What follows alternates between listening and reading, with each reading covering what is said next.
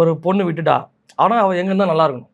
ஒரு நடுவில் ஒரு ஃப்ரெண்டு ஒருத்தர் வருவான், கிராஸ் பண்ணுவான். அவன் கிராஸ் பண்ணிவிட்டு லவ் பண்ணும்போது அவன் கொத்தின்னு போவான்ல, கொத்தின்னு போவான். அந்த அப்போ எவ்வளோ கஷ்டம் வலி இருக்கும்.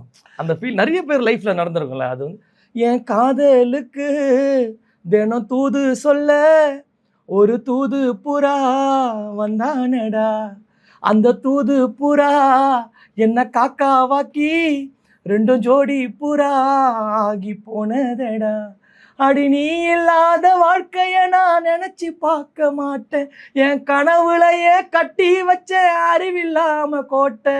பிறந்த தேதிய மறந்த நானும் உன்னை பார்த்ததும், நான் இறந்த தேதி உன்னை சேரும் கையை கோத்ததும், அடி எங்க இருந்தாலும் சந்தோஷம், எம்மா நீ நல்லா இருந்தாலே சந்தோஷம்.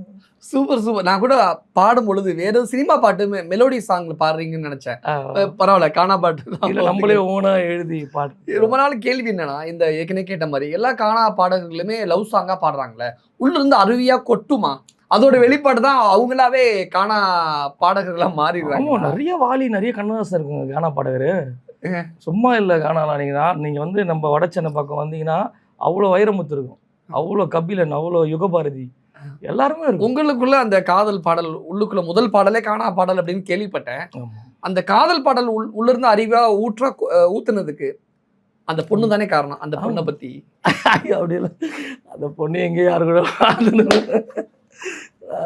அது வந்து முதல்ல நம்ம படிக்கும்போது, படிக்கிற காலத்துலேருந்தே நிறைய அந்த லவ் வந்து அட்டகத்தி மாதிரி தானே, அட்டகத்தி லவ். அது வரும்போது ஒரு பொண்ணு மேலே ஃபஸ்ட்டு லவ் வரும். அப்போ நிறைய இந்த கவிதைலாம் ஒரு கவிஞனா அப்படியே மாற தோணுது. அப்படியே தோணி எழுத ஆரம்பித்து, அப்புறம் பாட்டு எழுதி அந்த லவ் ஃபெயிலியர் ஆகிட்டு அதுக்கான பாட்டு எழுதி நம்ம அந்த பொண்ணு கூட எப்படிலாம் பேசணும், அந்த பொண்ணுக்கு என்ன கலர் பிடிக்கும், அது என்ன பிடிக்கும், எப்படி அதெல்லாம் பேசி ஒரு பாட்டாக எழுதணும்ல. அதை அப்படியே எழுதி அப்படியே விட்டோம். ஆனால் அப்படியே அவங்களே விட்டுட்டு அப்படியே போயிட்டாங்க, கல்யாணம் பண்ணி போயிட்டாங்க.